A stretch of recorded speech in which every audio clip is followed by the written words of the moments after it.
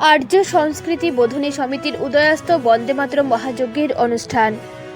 আর্য সংস্কৃতি বোধনী সমিতির উদ্যোগে শনিবার বিকেলে তৃতীয়তম উদয়াস্ত বন্দে মাতরম মহাযজ্ঞের সূচনা হয় তারাপুর শ্যামাচরণ বিদ্যাপীঠ স্কুল প্রাঙ্গণে। এই মহাযজ্ঞের সূচনায় শোভাযাত্রার মধ্য দিয়ে ভারত মাতার মূর্তি এনে স্থাপনা করা হয়। এরপর শোভাযাত্রা করে অন্নপূর্ণা ঘাট থেকে মঙ্গল ঘটে জল ভরে আনা হয়। উল্লেখ্য, অনুষ্ঠানের সূচনায় অধিবাস উদযাপনে আলোচনা সভা অনুষ্ঠিত হয়। আলোচনায় অংশগ্রহণ করেন বিশিষ্ট ব্যক্তিবর্গ। প্রার্থনা বন্দে মাতরম সঙ্গীতের মধ্য দিয়ে অনুষ্ঠানের অধিবাস শুরু হয়। সঙ্গীত পরিবেশন করেন আর্য সংস্কৃতির সমিতির সদস্যরা। এরপর অনুষ্ঠানের অন্যতম কর্মকর্তা বিপ্লব দেবনাথ ভারত মাতার উদ্দেশ্যে স্তোত্র পাঠ করেন এবং তিনি ভারতবর্ষের স্বাধীনতা আন্দোলনের প্রেক্ষিতে বক্তব্য পেশ করেন। এছাড়া তিনি ঋষি অরবিন্দের স্বাধীনতা সংগ্রামের ইতিহাস তুলে ধরেন। অনুষ্ঠানে শিলচর ডেভেলপমেন্ট অথরিটির চেয়ারম্যান মঞ্জুল দেব বক্তব্য পেশ করে বলেন, অখণ্ড ভারতের স্বপ্নকে বাস্তবায়ন করতে দেশমাতৃকার চরণে শ্রদ্ধা এবং রাষ্ট্রের প্রতি নিষ্ঠা আগামী প্রজন্মের কাছে পৌঁছে দেবার আহ্বান জানান। বাসুদেব শর্মা বঙ্কিমচন্দ্র রচিত বন্দে মাতরম কবিতার তাৎপর্য ব্যাখ্যা করেন এবং সে সঙ্গে স্বাধীনতা সংগ্রামে এই সঙ্গীত ব্যবহার সম্বন্ধে বিস্তারিত ব্যাখ্যা করেন। বন্দে মাতরম উৎসব সমিতির সভাপতি স্বর্ণালী চৌধুরী তার বক্তব্যে তৃতীয় বর্ষ উদযাপনে সবার সহযোগিতা থাকলে ভারত মাতার বন্দনা এগিয়ে যাবে বলে উল্লেখ করেন।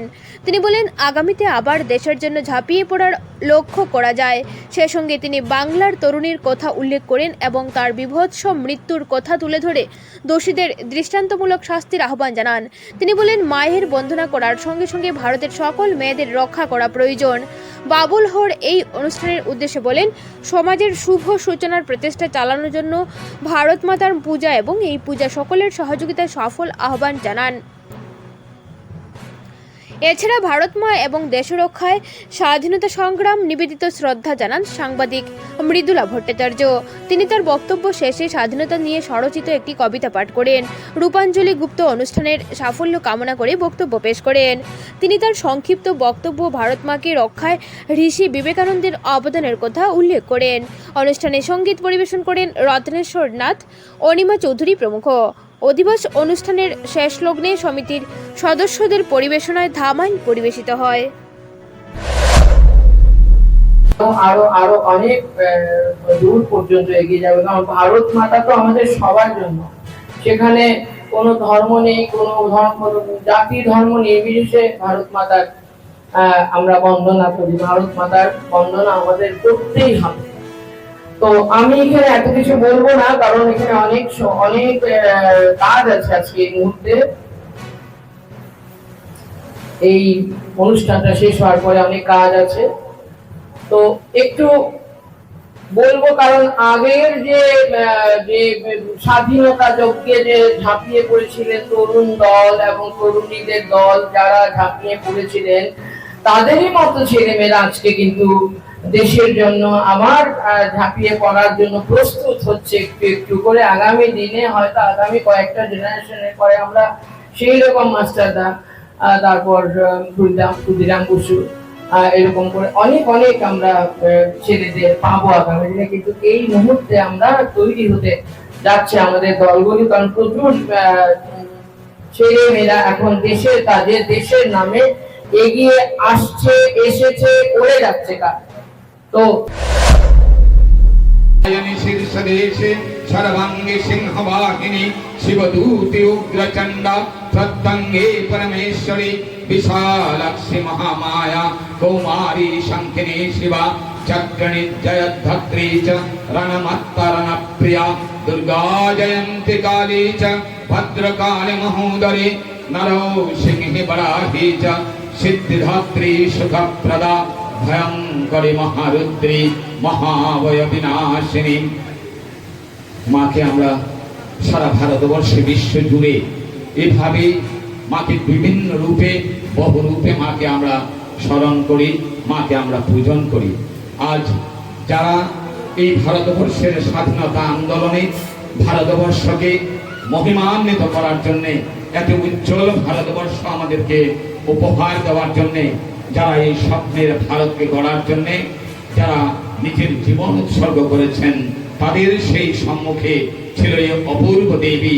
কখনো ছিন্নমস্তা, কখনো জগদ্ধাত্রী, কখনো মা কালী রূপে তারা দর্শন করতেন। বিভিন্ন রূপে মাকে তারা পূজন করে শক্তি সঞ্চার করতেন।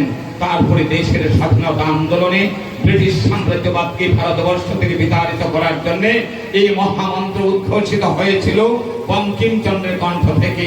ঋষি বঙ্কিমচন্দ্রের উদ্ধাত সেই মন্ত্র বন্দে মাতরম।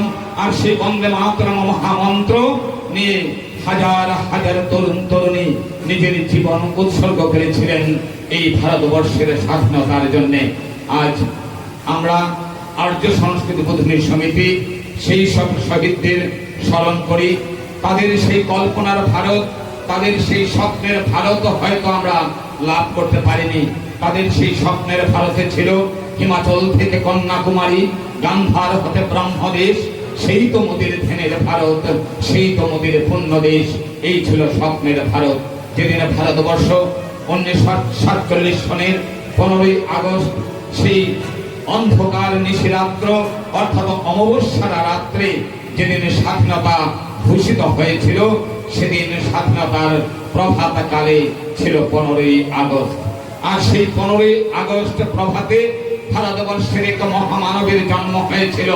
আর ভারতবর্ষের সেই মহামানব এই স্বাধীনতা আন্দোলনের পুরোদারের সৈনিক ছিলেন ঋষি অরবিন্দ।